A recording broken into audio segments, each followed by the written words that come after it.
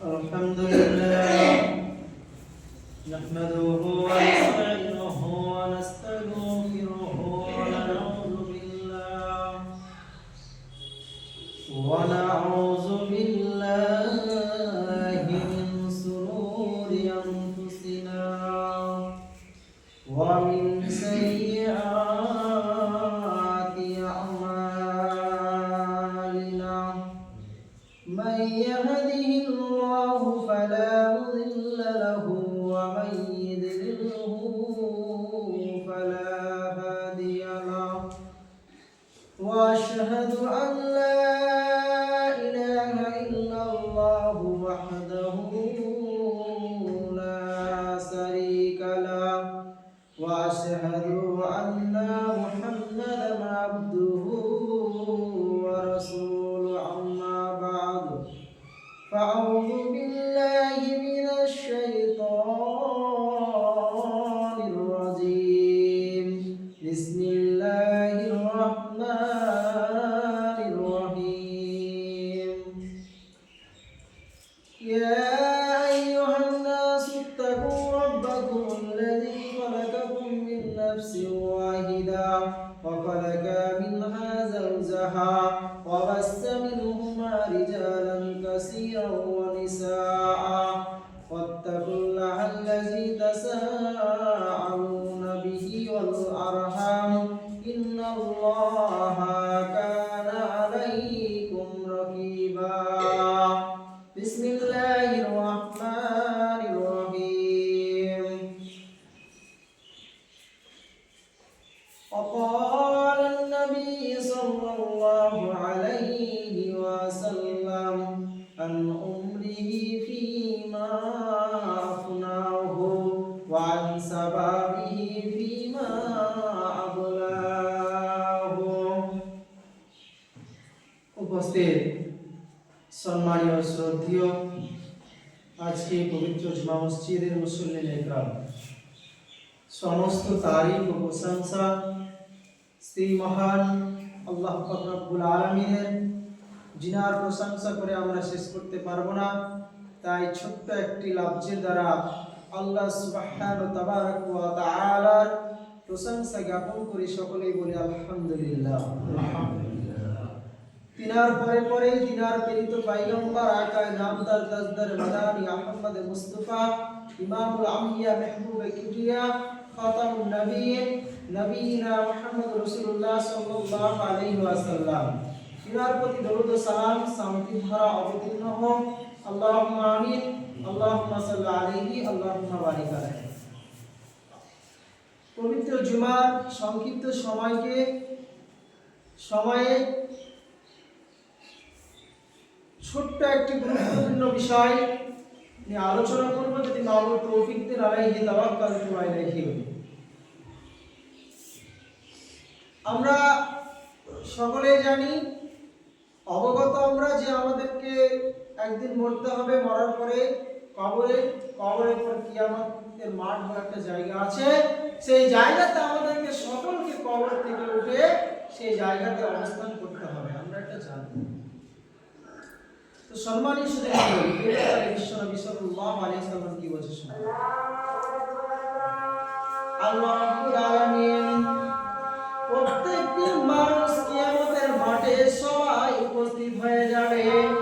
নবী যে ব্যাপারে বলছেন, যতক্ষণ পর্যন্ত আল্লাহ রাব্বুল আলামিন প্রত্যেকটি মানুষকে কিয়ামতের মাঠে 5টি প্রশ্ন করবেন।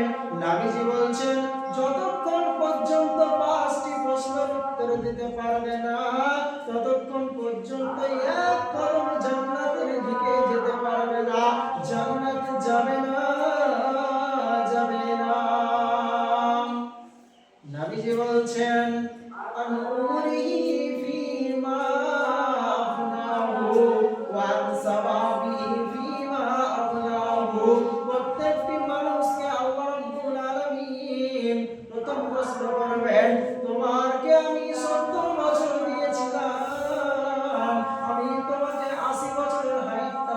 দিয়েছিলাম, আমি তোমাকে 90 বছর দিয়েছিলাম, তুমি 90 বছরের জিন্দেগিতে 90 বছরের মধ্যে তুমি আল্লাহর ইবাদত করেছো কি করনি? তুমি ইবাদত করেছো কি করনি? আল্লাহ রাব্বুল আলামিনকে 80 বছরের হায়াতটা আল্লাহকে বুঝিয়ে দিতে হবে।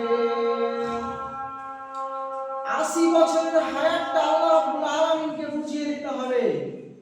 80 বছর, একটা বছরে 12টা মাস হয়, একটা মাসে 30টা দিন হয়, একদিনে 24টা ঘন্টা, এক ঘন্টায় 60টা মিনিট, এক মিনিটে 60টা সেকেন্ড, এক সেকেন্ড 1 মিনিট, এক ঘন্টা 1 দিন, এইভাবে 1 বছর 2 বছর করে করে আপনার জীবনে আমার জীবনে 80 বছর 90 বছর 100 বছরের হায়াতটা আল্লাহকে তিলে তিলে বুঝিয়ে দিতে হবে।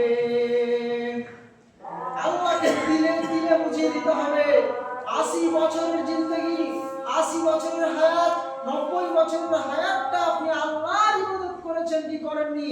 আপনি কি আল্লাহর ইবাদত করেছেন কি করেননি? এই ব্যাপারে আল্লাহ জিজ্ঞাসা করবেন। তোমার বয়স যে আমি 80-90 বছর তোমাকে একটা তোমার দুনিয়াতে একটা বয়সকে কনফার্ম করে দিয়েছিলাম 80 বছর 90 বছর 70 বছর, কারো বা 10 বছর, কারো বা 20 বছর, কারো বা 25 বছর, এইভাবে যে আমি একটা বয়স প্রত্যেকটি মানুষের জীবনে, আমি প্রত্যেকটি মানুষের জীবনে একটা বয়সকে একটা নির্ধারিত করে দিয়েছিলাম, কনফার্ম করে দিয়েছিলাম। তোমরা সেই জীবনে কারো 20 বছর, কারো 50 বছর, কারো 100 বছর, কারো 90 বছর, এই যে 90 বছর 100 বছর 20 বছরের মধ্যে তোমরা কি আল্লাহর ইবাদত করেছো কি করনি? তোমরা কোন কাজে তোমার এই বয়স কালটাকে অতিবাহিত করেছো? তোমরা বলো। আল্লাহ আমাদেরকে কেন সৃষ্টি করেছেন? কালামুল্লাহর ভিতরে আল্লাহ বলছেন, আল্লাহ রাব্বুল আলামিন তিনি সূরা গাসিয়ার মধ্যে বলছে, ইন্না ইলাইনা ইয়াবাহুম, তিনি বলছেন প্রত্যেকটি মানুষকে কিয়ামতের মাঠে প্রত্যেকটি মানুষকে যেতে হবে, আর প্রত্যেকটি মানুষকে হিসাব দিতে হবে। সেদিন পালাবার কোনো উপায় রবে না, সেদিন বাঁচার কোনো উপায় রবে না। আল্লাহ কোরআনে বলছেন, আল্লাহ আবিদুন ইবাদত করনে ওয়ালা হয়ে যাও, ইবাদত করনে ওয়ালি হয়ে যাও, ইবাদত করনে ওয়ালা হয়ে যাও মুসলমান। কেন আল্লাহ তোমাকে সৃষ্টি করেছে? ইল্লা লিয়াবুদুন ওয়া ইল্লা লিয়ারাফুন। আল্লাহ তোমাকে ইবাদত করার জন্য সৃষ্টি করেছে। বান্দা, এ মুসলমান, তোমরা আল্লাহর ইবাদত করো। আল্লাহ তোমাদেরকে ইবাদত করার জন্য সৃষ্টি করেছে। আল্লাহ তোমাদেরকে ইবাদত করার জন্য সৃষ্টি করেছে, আমাদেরকে ইবাদত করার জন্য সৃষ্টি করেছে। অতএব এই 80 বছর 90 বছর, অতএব জন্ম থেকে নিয়ে নামাজ পড়ার পর থেকে নিয়ে আপনি যতদিন বেঁচে থাকবেন ততদিন পর্যন্ত, জন্ম থেকে নিয়ে মৃত্যু পর্যন্ত প্রত্যেকটি মিনিট, প্রত্যেকটি সেকেন্ড, প্রত্যেকটি বছর, প্রত্যেকটা আপনার 80 বছর 50 বছরের জিন্দেগিটা হায়াতটাকে আল্লাহকে বুঝিয়ে দিতে হবে। যদি না বোঝাতে পারি তাহলে আমাদের হতভাগা মুসলমান, আমরা নাম দিয়ে থাকবো বটে মুসলমান, আমরা হুঙ্কার মেরে মেরে বলবো আমরা মুসলমান, আমরা গর্জন মেরে বলবো আমরা মুসলমান, আমরা রাগের বাচ্চা, কিন্তু না। আপনি যদি হার মেনে যান, আপনি যদি আল্লাহকে 5টি ব্যাপারে, অতএব প্রথম প্রশ্ন করা হবে তোমার বয়স কালটাকে তুমি কোন কাজে ব্যবহার করেছো? উমরিহি ফিমা আফনাহু, তোমার বয়সটাকে তুমি কোন কাজে ব্যবহার করেছো? তুমি আল্লাহর ইবাদত করেছো কি করনি? তুমি কিভাবে বয়সটাকে তুমি অতিবাহিত করেছো? এই ব্যাপারে আল্লাহ জিজ্ঞাসা করবেন। সম্মানীয় শ্রোতা মণ্ডলী, এই ব্যাপারে যদি আমরা সঠিক উত্তর দিতে না পারি তাহলে আমাদের সেদিন আর কোনো বাঁচার পথ থাকবে না। আমাদের সমাজে একটা কথা প্রচলিত আছে, দেখুন তো মিলিয়ে আছে কিনা। যখন কারোর সঙ্গে কোনো ঝামেলার কথা কাটাকাটি হয় তখন বলে মরবো তো একদিন, মরতে তো হবে একদিন, তোকে মারবো, মরতে হবে একদিন। এই ধরনের কথা, এই ধরনের বাক্যগুলো মানুষ প্রয়োগ করে। সম্মানীয় শ্রোতা মণ্ডলী, আল্লাহ বলছেন, কি বলছে শুনুন এই ব্যাপারে। মানুষ আমরা বলি যে মরতে হবে একদিন, না, মরতে একদিন নয়, মরতে হবে দুবার, জীবিতও হতে হবে দুবার। জান্নাতে মওত হবে না, জাহান্নামে মরণ হবে না, আপনাকে বলছি। আল্লাহ সূরা মুলকের মধ্যে বলছেন আল্লাযী খালাকাল মাউতা ওয়াল হায়াতা, আল্লাহ বলছেন প্রত্যেকটি মানুষের মওত হবে দুবার, জীবিত হতে হবে দুবার। প্রত্যেকটি মানুষের মওত হবে দুবার, জীবিত হবে দুবার। জান্নাতে মওত হবে না, জাহান্নামে মরণ হবে না। আল্লাহ আমাদের কি বলছেন? তাহলে আমি তোমাদেরকে মৃত থেকে কেন জীবিত বানালাম? শোনো, তোমাদেরকে আমি মৃত থেকে কেন জীবিত বানালাম? আইয়ুকুম আহসানু আমালা। আল্লাহ বলছেন তোমাদেরকে আমি মৃত থেকে কেন জীবিত বানালাম? শুনে নাও, আমি তোমাদেরকে মৃত থেকে কেন জীবিত বানালাম? আইয়ুকুম আহসানু আমালা। তোমরা দুনিয়ার ভিতরে, তোমরা দুনিয়ার জমিনে কে কতটা উত্তম আমল করছো, কে কতটা উত্তম আমল করছো, এই বিষয়টা দেখার জন্য আমি তোমাদেরকে মৃত থেকে জীবিত বানালাম। আল্লাহ বলছেন কে কতটা তোমরা উত্তম আমল করছো, এই বিষয়টাকে আমি দেখবো, এই বিষয়টাকে দেখার জন্য আমি তোমাদেরকে মৃত থেকে জীবিত বানাবো। নাম্বার 2, খুব সংকীর্ণ সময়, যার জন্য আর সময় নিলাম না। নাম্বার 2, আল্লাহ রাব্বুল আলামিন, আল্লাহর নবী এখানে বলছেন, আল্লাহর নবী মুহাম্মদ সাল্লাল্লাহু আলাইহি ওয়াসাল্লাম এখানে বলছেন ওয়ান সাবাবিহি ফিমা আবলাহু। হে যুবকের দলেরা, ও নওজোয়ানেরা, ও ডিপাড়ার তরুণেরা, তোমরা তোমাদের যৌবনকালটাকে কোন কাজে ব্যবহার করেছো? তোমাদের যৌবনকালটা আল্লাহর ইবাদতে পার করেছো কি করনি বলো? প্রত্যেকটি যুবককে তার যৌবনকাল সম্পর্কে জিজ্ঞাসা করা হবে। প্রত্যেকটি মানুষকে আল্লাহ রাব্বুল আলামিন সেই কঠিন কঠিন কিয়ামতের দিনে প্রত্যেকটি মানুষকে আল্লাহ জিজ্ঞাসা করবেন, তোমরা কোথায় তোমাদের যৌবনকালটাকে তোমরা কোন কাজে ব্যয় করেছো? তোমরা কোন কাজে তোমাদের যৌবনকালটাকে ব্যয় করেছো? তোমরা আল্লাহর ইবাদত করেছো কি করনি যৌবনকালে? এই ব্যাপারে আল্লাহ রাব্বুল আলামিন তিনি প্রশ্ন করবেন। যৌবনকাল সম্পর্কে আল্লাহ প্রশ্ন করবেন। তোমাদেরকে যৌবন দেওয়া হয়েছিল, যৌবন সারা জীবন থাকে না, যৌবন সারা জীবন থাকে না। আজকে এখন 80 বছরের একটা বৃদ্ধ মানুষ যদি আল্লাহকে মাথা ঠুকে ঠুকে মসজিদে বলে, আল্লাহ তুমি আমার যতক্ষণ পর্যন্ত যৌবন না ফিরিয়ে দিবে, আমার 18 বছরের যৌবনটা যতক্ষণ না ফিরিয়ে দিবে ততক্ষণ আমি মাথা উঠাবো না, আপনার সেই যৌবনকালটা আর ফিরে আসবে না, আপনার সেই যৌবনকাল আর ফিরে আসবে না। যৌবনকাল মানুষের জীবনে একবার আসে, যৌবন অতিবাহিত হয়ে গেলে আর যৌবন আপনার কাছে আসবে না। সম্মানিত সুধীমণ্ডলী, এই যৌবনকাল সম্পর্কে আল্লাহ রাব্বুল আলামিন জিজ্ঞাসা করবেন, যৌবনকালটা কিভাবে তোমরা অতিবাহিত করেছো? আজকে আমাদের মসজিদে, আজকে আমাদের এলাকায়, আমাদের দেশের মসজিদগুলোতে আজকে তার একটা উদাহরণ দিই। আজকে ভগবান করা মার্কেটে যান, একটা ডাবের দাম কত হয়? একটা ডাবের দাম 50 থেকে 60 টাকা, আমি আনুমানিক 50 টাকা ধরলাম। একটা নারকেলের দাম কত? একটা নারকেলের দাম 30 টাকা, তার ঊর্ধ্বে নয়, তার ঊর্ধ্বে নয়। যুবক দুনিয়াতে, যুবকের দাম দুনিয়াতে ডাবের দামটা যেমন বেশি, আল্লাহ রাব্বুল আলামিনের কাছে যুবকের দামটা অনেক বেশি। আল্লাহর কাছে যুবকের দামটা অনেক বেশি। যুবকের ইবাদতের মজবুতিটা আলাদা, যুবকের ইবাদতের মজবুতিটা আলাদা। যার কারণে আমরা দুনিয়াতে যেমন ডাবের দাম বেশি, ডাবের পুষ্টি বেশি, ডাবের পুষ্টি বেশি, ডাবের দাম বেশি। নারকেলটা হলো পুরা টুকরি, ওই মালটার কোনো দাম নাই, ওই মালটার কোনো আর দাম নাই, ওই নারকেলটা বুড়ো হয়ে গেছে। তেমনি ঠিক তেমনি ভাবে আল্লাহ রাব্বুল আলামিনের কাছে দুনিয়াতে যেমন ডাবের দাম বেশি, ঠিক তেমনি ভাবে আল্লাহ রাব্বুল আলামিনের কাছে আপনার যৌবন কালটার যারা আল্লাহর ইবাদতে কাটাবে যে যুবকটা, ওই যুবকটাকে আল্লাহ রাব্বুল আলামিন সবচেয়ে বেশি পছন্দ করেন এবং যুবককে আল্লাহ রাব্বুল আলামিন অনেক বেশি ভালোবাসেন। যুবকের ইবাদতটার মজবুতি আলাদা। আমাদের মসজিদে আজকে চেয়ারম্যান বেড়ে যাচ্ছে। চেয়ারম্যান মানে মসজিদে যে চেয়ারম্যান আছে ওই চেয়ারম্যান নয়, মসজিদে বসে চেয়ারে সহায়তাই করছে, সারাদিন ঘন্টার পর ঘন্টা সে আপনার ক্যারাম বোর্ড খেলছে, ঘন্টার পর ঘন্টা সে অতিবাহিত করছে, আর মসজিদে বলছে, পোতাকে বলছে ডেকে, আব্দুর রহমান চেয়ারটা নিয়ে তো নামাজটা পড়ে নি। মসজিদে এসে বলছে চেয়ারটা নিয়ে নামাজটা পড়ে নি। আর সারাদিন সে আপনার ক্যারাম বোর্ড চালিয়ে যাচ্ছে, দাঁড়িয়ে দাঁড়িয়ে, কোনো তার অসুবিধা নেই। কারণটা কি?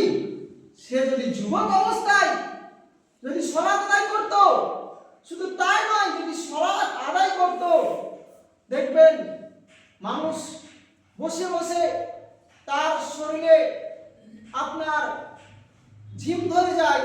একটা মানুষ সবসময় বসে থাকলে শরীরে ঝিম ধরে যায়। তাকে যখন আপনি হাল বাড়িতে নিয়ে যাবেন, আমরা চাষি মানুষ, যখন জমিতে নিয়ে যাবেন ধান কুটতে, তখন আর সে আর ধান কুটতে পারবে না। কেন? তার তো সে অভ্যাস নেই।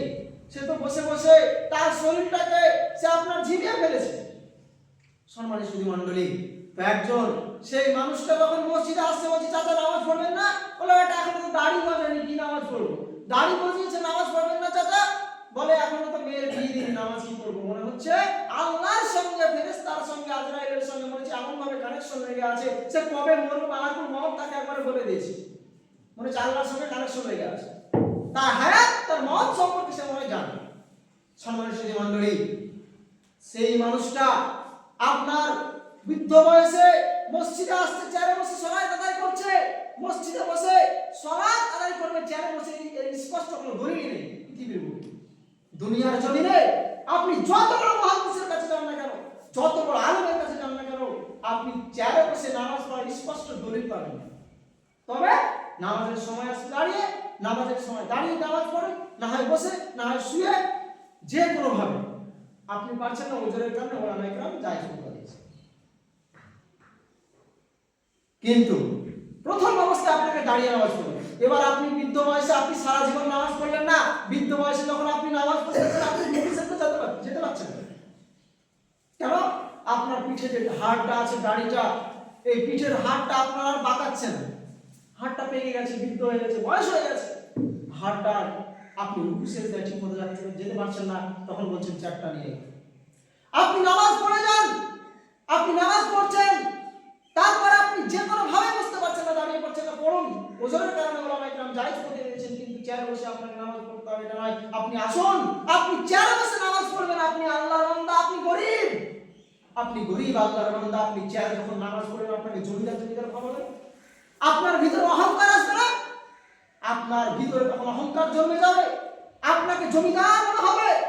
আপনি আল্লাহর বান্দা, আপনি গরীব, আপনি মাটিতে এসে আল্লাহকে সাজদা করুন, আপনি মাটিতে এসে বসে বসে সালাত আদায় করুন, আপনি না হয় শুয়ে সালাত আদায় করুন।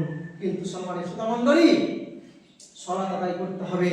যাই হোক, আল্লাহ রাব্বুল আলামিন যেটা বলছেন যে যুবকেরা, হে যুবকের দল, তরুণের দল, তোমরা কি করো? আল্লাহর ইবাদতে তোমরা তোমাদের জীবনটাকে অতিবাহিত করো।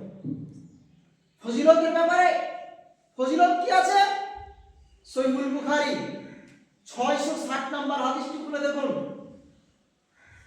আরশের ছায়াতলে 7 শ্রেণীর মানুষ স্থান পাবে। আরশের ছায়াতলে 7 শ্রেণীর মানুষ স্থান পাবে। তার 2 নাম্বার হলো যে যুবকরা আল্লাহর ইবাদতে যৌবনকালটাকে অতিবাহিত করবে। যে যুবকটা তার যৌবনকালটাকে আল্লাহর ইবাদতে অতিবাহিত করবে, ওই যুবকটা 7 শ্রেণীর মানুষ যে জান্নাতে আরশের যে ছায়াতলে স্থান পাবে, তার মধ্যে একটা হবে যুবকরা যারা আল্লাহর ইবাদতে জীবনটাকে অতিবাহিত করবে। সম্মানিত সুধী মণ্ডলী, আজকে ইবাদতে ভেজাল। সময় শেষে আরেকটা পয়েন্ট বলবো, এই পয়েন্টটা গুটিয়ে নিন। আর আজকে ইবাদতের মধ্যে ভেজাল। আমি বিশেষ করে যুবকদেরকে করার জন্য নিবেদন করছি, যুবক ভাইদেরকে আমি আকৃষ্ট করছি, যুবকদেরকে আমি বলছি বিশেষ করে, আজকে ইবাদতেও ভেজাল। কিভাবে? দেখুন, আমাদের বিজ্ঞানগণ এই উদাহরণটা দিয়েছেন, আমি আপনাদের সামনে পেশ করছি সেই উদাহরণটা। আজকে মসজিদের বাইরে যখন সিয়াম রমজান চলে আসে, দেখবেন মাইকা এলান হচ্ছে, মাইকা আওয়াজ হচ্ছে, বলছে এই দোয়া করো, সেই দোয়া করো, মাগরিবের পরে আপনার ইফতারের দোয়া করো, সাহারির দোয়া করো। সম্মানিত সুধী মণ্ডলী, আরবি মানে কোরআন আর হাদিস নয়। আরবি মানে কোরআন আর হাদিস নয়। আরবি একটা কি? আরবি একটা ভাষা। আরবিটা কোরআন আর হাদিস নয়। আরবি মানে যে কোরআন হাদিস তা নয়। আরবি মানে ভাষা, আরবি হলো একটা ভাষা। তো সম্মানিত সুধী মণ্ডলী, একজন আলেম তিনি আপনার মসজিদে গেছেন, তিনি আপনার খুতবা দিচ্ছেন, তিনি আপনার বিষয়বস্তু তার ছিল ধরুন সুদ। আচ্ছা, সেই সুদের ব্যাপারে সে বক্তব্য দিল। সে খুতবা দেওয়ার পরে দেখা যাচ্ছে আজকে আমাদের মসজিদগুলো, যদিও আমার মসজিদের ব্যাপারে আলোচনা নয়, মসজিদ তারা নির্মাণ করবে, কারা মসজিদকে পরিচালনা করবে, যদি সময় পায় আগামীতে কোনোদিন ইনশাআল্লাহ আগামী সময় বলবো। তো মসজিদের সেক্রেটারি আজকে সুদ খায়, মসজিদের সভাপতি আজকে সুদ খায়, মসজিদের সভাপতি আজকে সুদ খাচ্ছে, বলছে তুমি আজকে সুদের ব্যাপারে আলোচনা করলে তোমার আলিমতি টিকবে না। আমি আমার জীবনের কথা বলছি। আমি মসজিদে রমজান মাসে খুতবা দিলাম। খুতবার পরে আমাকে যিনি পাঠিয়েছেন যে আপনার হুজুর, সে আপনার আমাকে ফোন করে বলছে যে তুমি এত কড়াকড়ি করে কেন বলছো? আমি বললাম, হুজুর, আমি যে মুখ থেকে বাক্যটা প্রয়োগ করেছি, আমার মুখ থেকে, আমার জবান থেকে যে কথাটা বের হয়েছে, এই কথাটা তো আমার হৃদয় চিরে আপনি পাবেন না। কোরআন হাদিস করুন, আপনি এই কথা পেয়ে। আমি বলেছিলাম যদি মসজিদে চাকরি করতে হয় চাকরি করব, না হয় লজেন্স বিক্রি করে খাবো, মসজিদে চাকরি করে জীবন চালাতে হবে, এটা কোনো কথা না। মৌলবি হয়েছে মানে যে মসজিদে ইমামতি করে সুদের টাকা খেয়ে হারাম ভক্ষণ করে যে মসজিদে থাকতে হবে, এটা কোনো কথা নাই। যদি হক কথা মসজিদে বলতে পারি তাহলে মসজিদে থাকবো, নচেত মসজিদে থাকার কোনো প্রয়োজন নেই। মসজিদের বেতন নিয়ে সংসার চালাতে হবে এটা মনে করি না, এটা আমি জীবনে কোনোদিনও ভাবি না। তারপর থেকে আমাকে আর কোনো বক্তাই ফোন করে না। আজ প্রায় 2 বছর হতে চলছে সেখানে ইনশাআল্লাহ আল্লাহর রহমতে সেই মসজিদে জুমা চলছে আমার। তো সম্মানীয় সুধী মণ্ডলী, তো সুদের ব্যাপারে বক্তব্য দিয়েছে, তো বলছে আপনার মসজিদে চাকরি নেই, চলে যান আপনি। তারপর একটা মসজিদে গেছে বেচারা, সে মসজিদে আপনার সেকেন্ড টাইমও তাড়িয়ে দিচ্ছে, সময় সংক্ষিপ্ত সংক্ষেপে বলছি। তারপর একটা মসজিদে বলছে, সে ইমাম বলছে আমি আর বাংলাতে তাকরিরই করব না। সে আপনার আরবিতে বই দেখে খুতবা দিয়েছে। খুতবার পরে বলছে যে সে আপনার সূরা পাঠ করেছে, ইয়াসিনুল কুরআনুল হাকিম। সে বলছে তুমি তো এত সুন্দর খুতবা সূরাটা পড়লে, এতক্ষণ তো খুব ভালোই লাগলো, সবাই তো আমরা খুশি ছিলাম, কিন্তু তুমি যে লাস্টে বেলায় যে বলছো ইয়াসিনুল কুরআনুল হাকিম, তো আমাদের মসজিদের সেক্রেটারির নাম হলো ইয়াসিন, ওর বাপের নাম ছিল আব্দুল হাকিম, তুমি ওদের বাপ বেটার নামে সূরা পড়ে দিলে, আমার নামে সূরা পড়ে, আমার নাম হলো বাবা। সম্মানিত সুধী মণ্ডলী, আজকে এই জন্যই বলছি যে আজকে ইবাদত ভেজাল, আজকে ইবাদত করতে গিয়ে ভেজাল। সে বলছে তোমার নাম বাবর আলী, তো বাবর আলী নামে কোনো সূরা আছে? জি, কোরআন মাজিদের মধ্যে 134 সূরার মধ্যে আছে, বাবর আলী নামে কোনো সূরা নেই। তো তিনি বলছেন ঠিক আছে, আরবিতে তিনি দোয়া বানিয়েছেন, আপনাকে বোঝানোর জন্য এই কথাটা বলছি যে দোয়া মানে যে কোরআন হাদিস, সেটা বোঝানোর জন্য আমি বলছি, দোয়া মানে কোরআন হাদিস নয়। তিনি বলছেন ঠিক আছে আমি আপনার নামে সূরা পড়ব, তিনি আপনার মনে মনে সূরা বানিয়ে দিয়েছেন। সূরা ফাতিহার পরে তিনি বলছেন ইয়া আইয়ুহাল বাবর, ওহে বাবর, ইয়া আইয়ুহাল বাবর আনতা কলবুন ওয়া আবুকা খিনজির জাদ্দুকা হিমার ফাইন্নাকুম লা জাহিলুন। তিনি বলছেন ইয়া আইয়ুহাল বাবর, হে বাবর, আনতা কলবুন, তুই হলি কুত্তা, ওয়া আবুকা খিনজির, তোর বাপ হলো শুয়োর, আর জাদ্দুকা হিমার, তোর দাদা হলো গাধা, ফাইন্নাকুম লা জাহিলুন, তোরা সবাই মূর্খের দল। তোর দাদু মূর্খ, তোর বাপ মূর্খ, তোরা সবাই মূর্খের দল।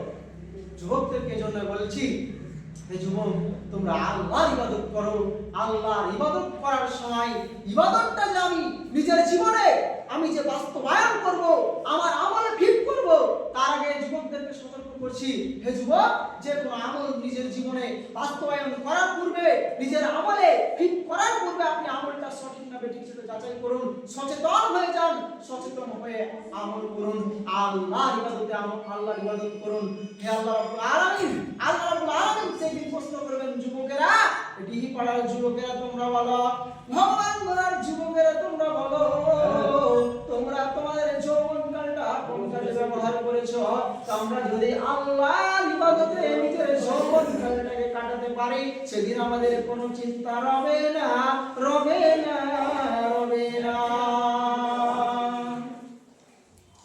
3 নম্বরে আল্লাহ বলবেন তোমাদের মালটা কিভাবে তোমরা অর্জন করেছো। তুমি হালাল পথে ইনকাম করেছো না হারাম পথে ইনকাম করেছো বলো। তুমি মাল ইনকাম করেছো কিভাবে বলো? আল্লাহ রাসূল বলছেন ইয়াতি আলান নাসি জামা। আল্লাহ রাসূল বলছেন ইয়াতি আলান নাসি জামা।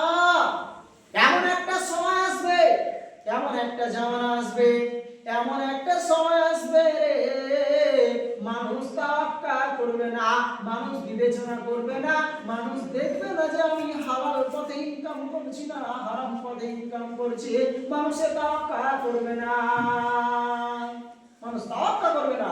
দেখুন আজকে তো এই কথাটা যখন বলছি তখন মনে হচ্ছে আল্লাহ রাসূল জুমার আজানের পূর্বে কথাটা বলেছেন। দেখুন তো বাস্তবে মনে হচ্ছে আল্লাহ রাসূল প্রায় 1400-1500 বছর আগে পূর্বে বলেছেন ইয়াতি আলান নাসি জামা। এমন একটা সময় আসবে, এমন একটা জামানা আসবে, মানুষ কোন পথে ইনকাম করবে মানুষ যাচাই বাছাই করবে না। তো এই কথাটা যখন বলছি তখন মনে হচ্ছে যে আল্লাহ রাসূল ফজরের পূর্বে বলে গেলেন, জুমার পূর্বে বলে, জুমার আজানের পূর্বে বলে গেলেন। কেন? আজকে আমাদের সমাজে এটাই দেখতে পাচ্ছি, মানুষ হালাল পথে ইনকাম করছে, মানুষ আজকে হারাম না হারাম আজকে মানুষ দেখছে না, আজকে একই ভাবে ইনকাম করে চলেছে। আল্লাহ রাসূল আপনার একজন সাহাবা কাবার সামনে দোয়া করছেন, তার রাসূল বলছেন ওই ব্যক্তির দোয়া কি করে কবুল হতে পারে, ওই ব্যক্তির দোয়া কি করে কবুল হবে? বালবাসু হারাম, ওই ব্যক্তির, ওই মানুষের যা পরনে আছে সেই পোশাকটা হারাম, গুজিয়াবিল হারাম, তার আপনার খাদ্য হারাম, তার আপনার জীবিকা নির্বাহ হারাম, তার তো হারাম দিয়ে শরীর করছে, ওই ব্যক্তির দোয়া কিভাবে কবুল হতে পারে? সম্মানীয় শ্রোতা মণ্ডলী, ওই ব্যক্তির দোয়া কিভাবে কবুল হতে পারে? আল্লাহ রাসূল বলছেন যে হালাল, ওই ব্যক্তির দোয়া কবুল হবে না। তাই সম্মানীয় শ্রোতা মণ্ডলী, আমরা যখন ইনকাম করব তখন হালাল পথে ইনকাম করব, আমরা যেন হালাল ইনকাম করে হালাল রুজি ভক্ষণ করতে পারি, সেই তৌফিক আল্লাহ যেন আমাদের দান করেন, আমিন। আর আমরা যখন টাকা পেয়েছি, আমাদের জীবনে যে টাকা আমরা মাল পেয়েছি, মালের ব্যাপারে প্রশ্ন করবেন যে তুমি যে হালাল পথে ইনকাম করেছো কিনা, আর তারপরে তুমি কোন পথে ব্যয় করেছো এই ব্যাপারে জিজ্ঞাসা করবেন। তুমি মালটা কোন পথে ব্যয় করেছো? আজকে মসজিদের সভাপতির প্রতি মাসে তাকে প্রতিদিনে 50,000 টাকা দেওয়া হয়েছিল, আজকে প্রত্যেকটা আপনার ধরুন কল্যাণী পাড়ার সেক্রেটারিকে আপনার 60,000 টাকা দেওয়া হয়েছিল। তুমি যে 50,000 টাকা তোমাকে দেওয়া হয়েছিল, তোমাকে যে 60,000 টাকা দেওয়া হয়েছিল, তুমি সেই 60,000 টাকা কোথায় ব্যয় করেছো? আপনি ফজরের নামাজ পড়লেন, পরে বলছেন আল্লাহ আমি সকালে উঠলাম, ফজরের নামাজ পড়লাম, 60,000 টাকার মধ্যে মসজিদে গিয়ে মসজিদের কালেকশন করছিলাম, আমি 10,000 টাকা দিয়ে দিলাম, 50। আপনি বলবেন তারপরে চায়ের দোকানে গেলাম, সেখানে কিছু এতিম আপনার টাকা চাইছিল, সেখানে আমি 5,000 টাকা দিলাম। আপনি তারপর বলছেন মাদ্রাসা আদায় করছিলাম, সেখানে আমি 1,000 টাকা দিলাম। এইভাবে বলতে বলতে বলতে বলছেন আপনি যখন বলবেন এবার যে আমার ছেলেটা গান বাজনা করার জন্য 200 টাকা চেয়েছিল, আমি 200 টাকা দিলাম। আপনারা তখন যা বললেন সব ঠিক ছিল, এতক্ষণ আপনি যা বললেন সব ঠিক ছিল। আল্লাহ যদি বলেন কেন দিলি, আল্লাহ তো বলবেন কেন দিলি। এই কেন প্রশ্নটা আল্লাহ যদি করে দেয়, আর যদি কেন প্রশ্ন হয়ে যায়, সম্মানিত শ্রোতামণ্ডলী উত্তর দেওয়ার ক্ষমতা থাকে না। কেন এই প্রশ্নটা এমনই একটা প্রশ্ন, এই কেন প্রশ্নের উত্তর দেওয়া খুব মুশকিল। আল্লাহর কাছে দোয়া করব আল্লাহ আমাদেরকে যেন আপনার কেন এই প্রশ্ন না করে, কেন যদি বলে দেয় আমাদের উত্তর দেওয়ার ক্ষমতা নেই, আর আমাদের আমল দিয়ে আমরা এই বর্তমান পরিস্থিতিতে দুনিয়ার যে অবস্থা, আজকে আমল দিয়ে নিজে আমরা জান্নাতে যেতে পারবো বলে মনে হয় না। কেন? আজকে আল্লাহর কাছে এটাই দোয়া করব, আল্লাহ তুমি তোমার দয়া ও রহমতের মাধ্যম দিয়ে আমাদেরকে জান্নাতে প্রবেশ করে দাও, আমিন। আর 5 নম্বরে আল্লাহ বলবেন যে তোমরা যা জ্ঞান অর্জন করেছিলে তোমরা সেই জ্ঞান সেই কাজে লাগিয়েছো কিনা বলো। তুমি যে আলেম হয়েছিলে, তুমি যে তোমার জ্ঞান অর্জন করেছিলে, তোমার জ্ঞানের ব্যাপারে জিজ্ঞাসা করা হবে। আল্লাহ রাব্বুল আলামিন কিয়ামতের মাঠে 5 নম্বরে প্রশ্ন করবেন যে তোমরা তোমাদের আমলটাকে কোন কাজে ব্যয় করেছো, তোমাদের জ্ঞানটাকে কোন কাজে ব্যয় করেছো। তুমি যে অনেক জ্ঞানী ছিলে, তুমি যে মাস্টার ছিলে, তুমি যে ডাক্তার ছিলে, তুমি যে আপনার কোরআনের হাফেজ ছিলে, তো বলো তোমার জ্ঞানটাকে কিভাবে তুমি কাজে লাগিয়েছো। এই কথাটা আল্লাহ রাব্বুল আলামিন জিজ্ঞাসা করবেন। সময় পার হয়েছে, আপনাদের কাছে আমি ক্ষমা চেয়ে নিচ্ছি, আপনাদের মূল্যবান সময় আমি নিলাম।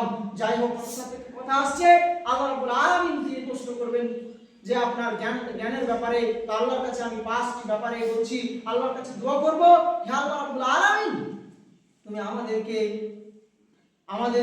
আমাদের জবান দিয়ে আমরা যেন সুন্দরভাবে আমরা যেন প্রশ্নের উত্তরগুলো দিতে পারি, আমাদের আমল যেন আমরা করতে পারি, ইবাদত আমরা দুনিয়াতে করে আমাদের বয়সকালটা তোমাকে যেন বুঝিয়ে দিতে পারি, সেই তৌফিক তুমি দান করো হে আল্লাহ। শুধু তাই নয় আল্লাহ, তুমি কিয়ামতের মাঠে যে 5টি বিষয়ের উপরে প্রশ্ন করবে, সেই 5টি প্রশ্নের উপরে যেন আমরা দণ্ডায়মান হয়ে ইমানি জজবা দিয়ে, ইমানি জজবা, ইমানি স্পিরিট আমাদের যেন থাকে, ইমানি জজবা, ইমানি স্পিরিট দিয়ে তোমার প্রশ্নের উত্তর যেন আমরা সঠিকভাবে দিতে পারি, সেই তৌফিক তুমি আমাদেরকে দান করো। আমিন। আখিরি দাওয়ানা আলহামদুলিল্লাহি রাব্বিল আলামিন।